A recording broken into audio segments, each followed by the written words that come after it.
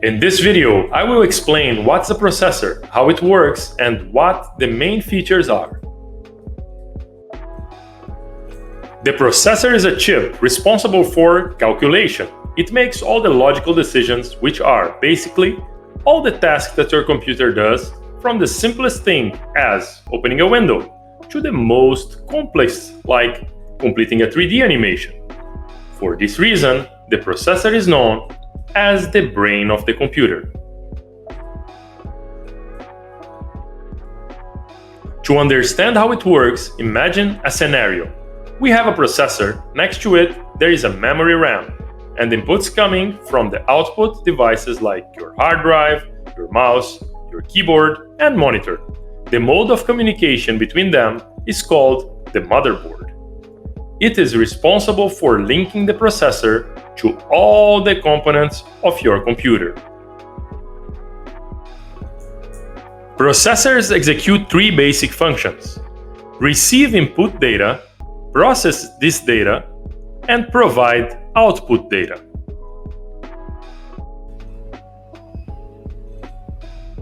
But what exactly does all this mean? When you type in some text, for example, each letter entered is input data. The processor receives this data, processes it, and provides the output. In this case, everything you typed will appear immediately on your screen. All this is done in a fraction of a second. There are other types of processors to which may be installed on your system, but all processors contain several important features. Here are the main ones. The socket. The socket is a type of physical connection between the processor and the motherboard, and it's responsible for transmitting energy to the processor. The core. The core is responsible for the processing speed. The more cores the processor has, the more functions you can execute simultaneously without overloading your system. The clock. The clock is responsible for defining the frequency that your processor will use to execute one task. It is measured by hertz. This means the number of cycles that can happen in a given amount of time.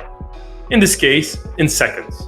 For example, if a processor has 3 GHz clock, you can have up to 3 billion cycles per second. So the higher your clock frequency, the lower the execution time will be, which for you means a faster processor. The cache. Basically, the cache is the auxiliary memory of a processor, where the most accessed data that would be processed is identified and then stored. The processor accesses this memory and then is able to execute the action faster because it's more readily available. This is one more important factor that has a direct impact on the processor speed. The more cache there is, the more quick storage capacity you have, which results in a faster speed.